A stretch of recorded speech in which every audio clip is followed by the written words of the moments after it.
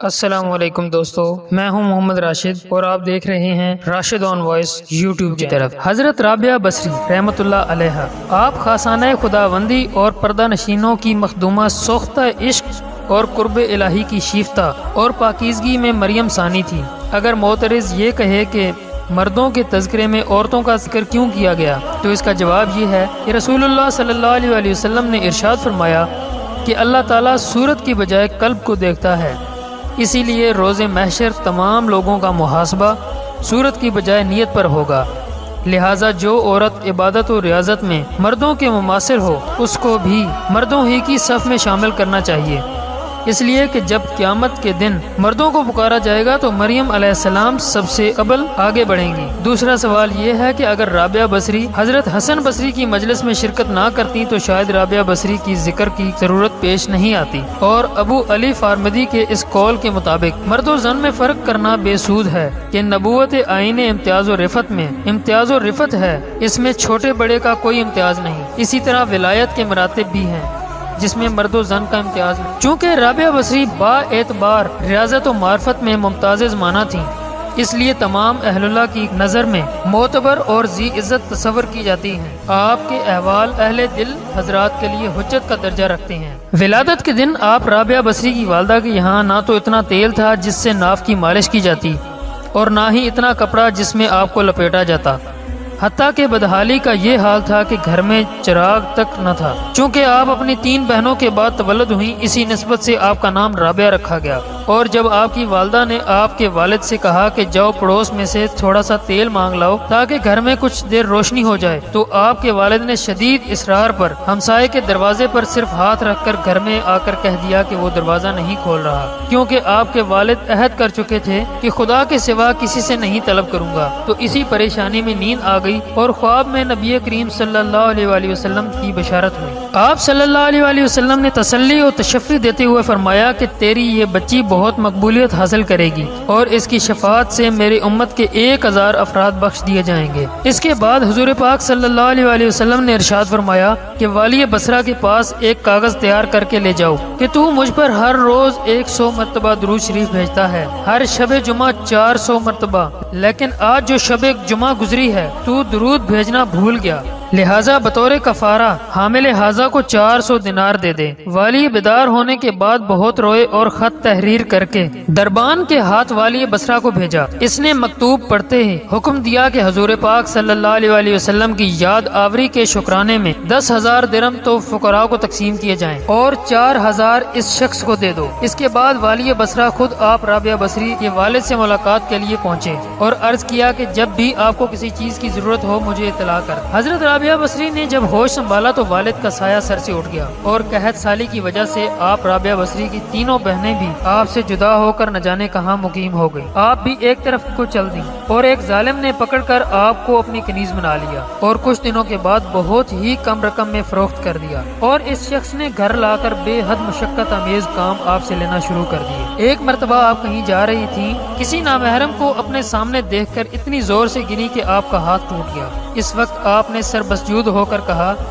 یا اللہ میں بے یار و مددگار تو پہلے ہی تھی اور اب ہاتھ بھی ٹوٹ چکا ہے، اس کے باوجود تیری رضا چاہتی ہوں۔ چنانچہ غیبی آواز آئی کہ اے رابعہ غمگین نہ ہو، کیونکہ کل تجھے وہ مقام ملے گا کہ فرشتے بھی تجھ پر رشک کریں گے۔ یہ سن کر آپ خوشی خوشی اپنے مالک کے یہاں پہنچ گئیں، اور آپ کا یہ معمول رہا کہ آپ دن میں روزہ رکھتی اور رات کو عبادت کرتی۔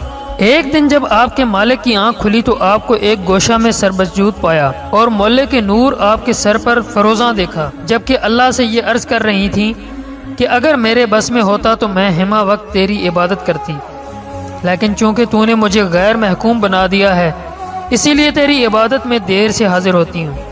یہ سن کر آپ کا آقا بہت پریشان ہوا اور سوچا کہ مجھے اپنی خدمت لینے کی بجائے ان کی خدمت کرنی چاہیے۔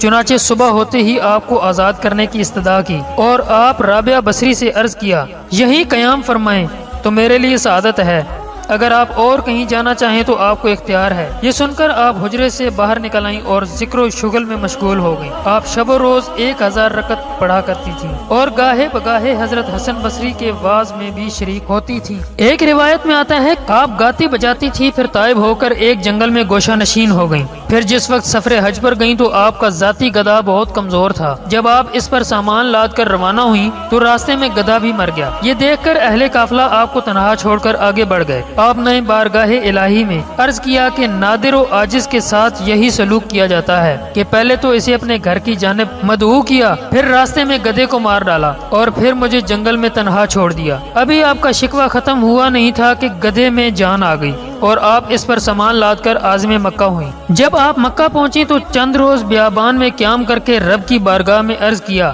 کہ میں اس لیے دل گرفتہ ہوئی کہ میری تخلیق تو خاک سی ہوئی اور کعبہ پتھر سے تعمیر کیا گیا ہے، اس لیے میں تجھ سے بلا واسطہ ملاقات کی خواہش مند ہوں۔ چنانچہ بلا واسطہ اللہ تعالیٰ نے مخاطب ہو کر فرمایا کہ اے رابعہ، کیا نظام عالم درم برم کر کے سارے عالم کا خون اپنے سر پر لینا چاہتی ہو؟ کیا تجھے معلوم نہیں کہ جب موسیٰ علیہ السلام نے دیدار کی خواہش کی اور ہم نے اپنی تجلیات میں سے ایک چھوٹی سی تجلی طور سینا پر ڈالی تو وہ پاش پاش ہو گیا۔ اس کے بعد جب دوبارہ حج کو گئیں تو دیکھا کہ خانہ کعبہ خود آپ کے استقبال کے لیے چلا آ رہا ہے۔ آپ نے فرمایا کہ مجھے مکان کی حاجت نہیں بلکہ مکین کی ضرورت ہے، کیونکہ مجھے حسن کعبہ سے زیادہ جمال خداوندی کی دیدار کی تمنا ہے۔ حضرت ابراہیم بن ادم جب سفر حج کے لیے روانہ ہوئے تو ہر گام ہر 100 رکعت نماز ادا کرتے ہوئے چلے اور مکمل 14 سال میں مکہ معظمہ پہنچے اور کہتے ہوئے جا رہے تھے کہ لوگ تو قدموں کے بل چل کر جاتے ہیں اور میں سر آنکھوں کے بل پہنچوں گا۔ چنانچہ جب مکہ میں داخل ہوئے تو خانہ کعبہ غائب تھا۔ آپ اس تصور سے آبدیدہ ہو گئے کہ شاید میری بصارت زائل ہو چکی ہے، تو غیب سے ندا آئی کہ بصارت نہیں گئی ہے بلکہ کعبہ ایک ضعیفہ کے استقبال کے لیے گیا ہوا ہے۔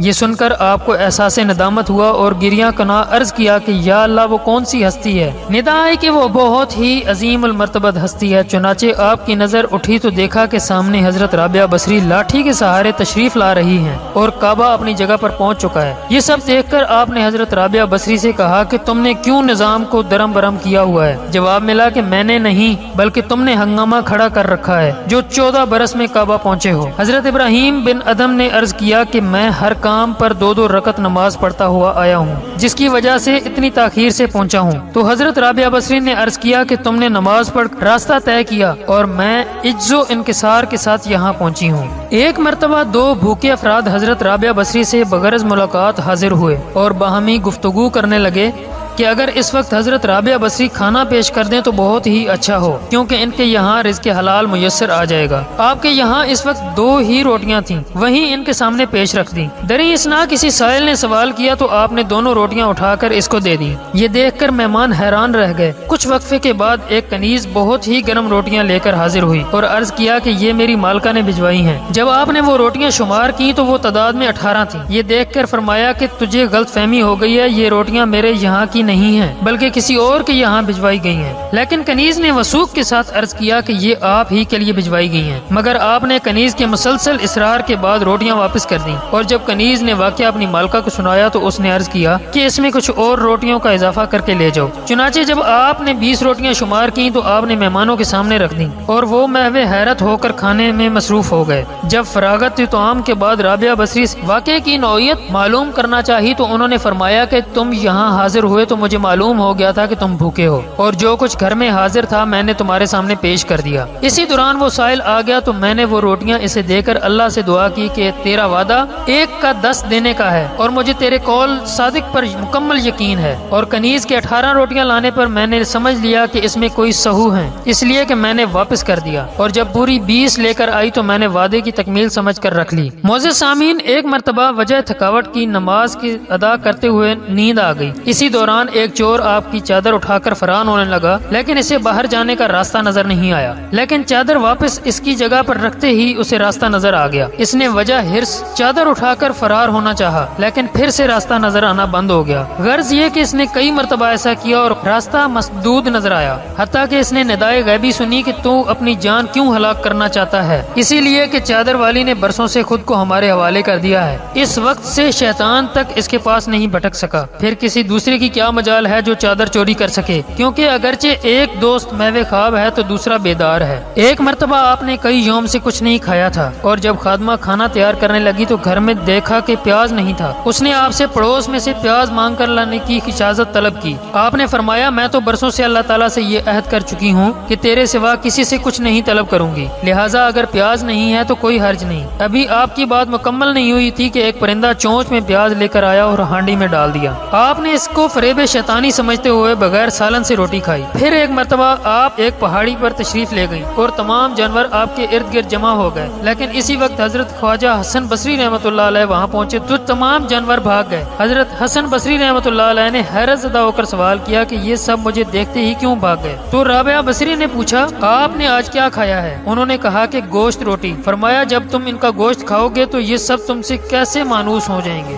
ایک مرتبہ آپ رابعہ بصری حضرت حسن بصری رحمۃ اللہ علیہ کے مکان پر پہنچی۔ حضرت حسن بصری اس وقت مکان کی چھت پر اس درجہ مصروف گریہ تھے کہ اشکوں کا پرنالہ بہہ پڑا۔ یہ دیکھ کر رابعہ بصری نے فرمایا کہ اگر آپ کا یہ گریہ زاری فریب کا راز ہے تو اسے بند کیجیے، تاکہ آپ باطن میں ایسا بہرے بے کرام موجزن ہو جائے کہ اگر اس کی گہرائیوں میں قلب کو تلاش کرنا چاہو تو نہ مل سکے، کیونکہ اللہ کو ایسا کر دینے میں قدرت حاصل ہے۔ اور آپ کی یہ باتیں حضرت حسن بصری کے لیے بار خاطر ہوئیں اور آپ نے خاموشی اختیار کر لی۔ جب ایک مرتبہ رابعہ بصری ساحل فرات پر موجود تھیں تو حضرت حسن بصری بھی وہاں پہنچ گئے اور پانی پر مصلی بچھا کر فرمایا آئیے ہم دونوں نماز ادا کریں۔ حضرت رابعہ بصری نے جواب دیا کہ اگر یہ مخلوق کے دکھاوے کے لیے ہے تو بہت اچھا ہے، کیونکہ دوسرے لوگ ایسا کرنے سے قاصر ہیں۔ یہ کہہ کر حضرت رابعہ بصری نے مصلی ہوا کی دوش پر بچھایا اور فرمایا کہ آئیے یہاں نماز ادا کریں تاکہ مخلوق کی نظروں سے اوجھل رہیں۔ پھر بطور دلجوئی حضرت رابعہ بصری نے فرمایا کہ جو فعل آپ نے انجام دیا ہے وہ تو پانی کی مچھلیاں بھی کر سکتی ہیں، اور جو میں نے کیا ہے وہ ہوا حقیر مکھی بھی کر سکتی ہے، لیکن حقیقت کا ان سے کوئی تعلق نہیں۔ حضرت حسن بصری ایک مرتبہ شب و روز حضرت رابعہ بصری کے یہاں مقیم رہے اور حقیقت و معرفت کے موضوع پر گفتگو کرتے رہے۔ حضرت حسن بصری کہتے ہیں کہ نہ تو اس دوران مجھے محسوس ہوا کہ میں ایک مرد ہوں اور نہ یہ کہ رابعہ عورت ہے، چنانچہ میں نے وہاں سے واپسی کے وقت خود کو مخلص پایا۔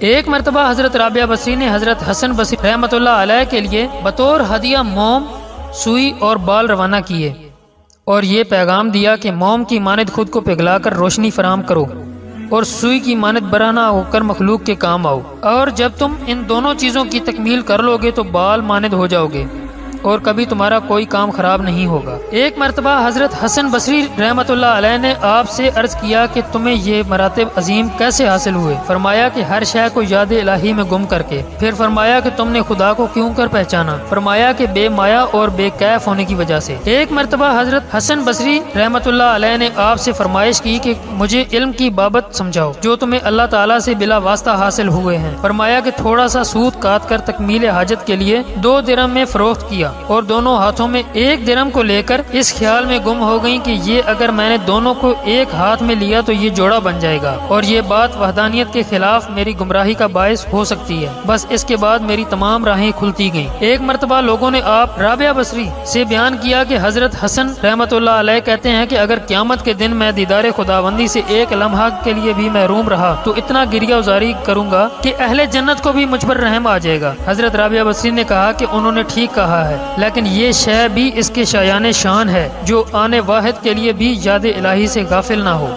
جب آپ کا نکاح نہ کرنے کی وجہ دریافت کی گئی تو آپ نے فرمایا کہ 3 چیزیں میری وجہ غم بنی ہوئی ہیں اور اگر تم یہ غم دور کرو تو میں یقیناً نکاح کر لوں گی۔ اول یہ کہ میری موت اسلام پر ہوگی یا نہیں، دوم یہ کہ روز محشر میرا اعمال نامہ سیدھے ہاتھ میں ہو یا الٹے ہاتھ میں، اور روز محشر ایک جماعت کو دانی طرف سے اور دوسری جماعت کو بائیں جانب سے بلائیں گے تو نہ جانے میرا شمار کون سی جماعت میں ہوگا۔ تو لوگوں نے عرض کیا کہ ان کا جواب ہمارے پاس نہیں ہے۔ تو آپ نے فرمایا کہ جس کو یہ فکر لگی ہو تو اس کو نکاح کی کیا تمنا ہو سکتی ہے۔ جب لوگوں نے آپ سے عرض کیا کہ آپ کہاں سے آئی اور کہاں جائیں گی تو آپ نے عرض کیا کہ میں جہاں سے آئی ہوں اسی جہاں میں لوٹ جاؤں گی، اور سوال کیا گیا کہ اس جہاں میں آپ کا کیا کام ہے؟ فرمایا کف افسوس ملنا، اور جب وجہ افسوس دریافت کی گئی تو فرمایا کہ میں رزق تو اس جہاں کا کھاتی ہوں اور کام اس جہاں کا کرتی ہوں۔ ایک مرتبہ کسی نے آپ سے کہا کہ جس کی عبادت کرتی ہیں کیا وہ آپ کو نظر بھی آتا ہے؟ فرمایا اگر نظر نہیں آتا تو عبادت کیوں کرتی؟ آپ ہمہ وقت گریہ وزاری کرتی رہتی تھیں جب لوگوں نے وجہ دریافت کی تو فرمایا کہ میں اس فراق سے خوف زدہ ہوں جس کو محبوب تصور کرتی ہوں، اور کبھی ایسا نہ ہو کہ نزا یہ ندا نہ آ جائے کہ لائق بارگاہ نہیں ہے۔ آپ سے لوگوں نے سوال کیا کہ خدا بندے سے کس وقت خوش ہوتا ہے؟ فرمایا کہ جب بندہ محنت پر اس کا شکر ادا کرتا ہے، جیسا کہ نعمت صرف کرتا ہے۔ لوگوں نے پوچھا کہ عاصی کی توبہ قبول ہوتی ہے یا نہیں؟ فرمایا کہ اس وقت تک وہ توبہ نہیں کر سکتا جب تک خدا اس کو توفیق نہ دے، اور جب توفیق حاصل ہو گئی تو پھر قبولیت میں کوئی شک نہیں رہا۔ آپ ہمیشہ فرمایا کرتی ہیں کہ صرف زبانی توبہ کرنا جھوٹے لوگوں کا فعل ہے، کیونکہ اگر صدقے دل سے توبہ کی جائے تو دوبارہ توبہ کی ضرورت ہی نہیں پیش آئے۔ ایک مرتبہ آپ نے شب و روز مسلسل روزے رکھے اور شب میں قطعاً آرام بھی نہیں کیا، لیکن جب 8ویں دن بھوک کی شدت کی فریاد نفس کی کہ مجھے کب تک اذیت دو گی، تو اسی وقت کوئی شخص کھانے کی کوئی شے پیالے میں لے کر حاضر ہوا۔ آپ نے شمع لے کر روشن کرنے اٹھی، اسی وقت ایک بلی کہیں سے آئی اور وہ پیالہ الٹ دیا، اور جب پانی سے روزہ کھولنے اٹھی تو شمع بجھ گئی، آپ ہورا گر کر ٹوٹ گیا۔ اسی وقت آپ نے دلدوز آہ بھر کر اللہ سے عرض کیا کہ یہ میرے ساتھ کیسا معاملہ کیا جا رہا ہے؟ تو غیب سے ندا آئی کہ اگر تم دنیاوی نعمتوں کی طالب ہو تو ہم عطا کیے دیتے ہیں، لیکن اس کے عوض ہم اپنا درد تمہارے قلب سے نکال دیں گے، اس لیے کہ ہمارا غم اور غم روزگار کا ایک قلب میں اجتماع ممکن نہیں، اور نہ کبھی جداگانہ مرادیں ایک قلب میں جمع ہو سکتی ہیں۔ یہ سنتے ہی اپنا دامن امید چھوڑ کر اپنا قلب حب دنیا سے اس طرح خالی کر لیا کہ جیسے موت کے وقت مرنے والا امید زندگی کو ترک کر کے قلب کی دنیاوی تصورات سے خالی کر دیتا ہے۔ اس کے بعد آپ بھی دنیا سے کنارہ کش ہو گئیں، اور ہر صبح یہ دعا کرتی کہ اے اللہ مجھے اسی طرح اپنی جانب متوجہ کر لے اور کام میں مشغول نہ دیکھ سکیں۔ مشائخ بصرہ میں سے ایک شخص آپ کے یہاں جا کر سرہانے کی جانب بیٹھ کر دنیا کے مسائل کی شکایت کرنے لگے، تو رابعہ بصری نے فرمایا غالباً آپ کو دنیا سے بہت لگاؤ ہے، کیونکہ جو شخص جس سے زیادہ محبت کرتا ہے اس کا تذکرہ بھی کرتا ہے۔ اگر آپ کو دنیا سے لگاؤ نہ ہوتا تو اس کا تذکرہ کبھی نہ چھیڑتے۔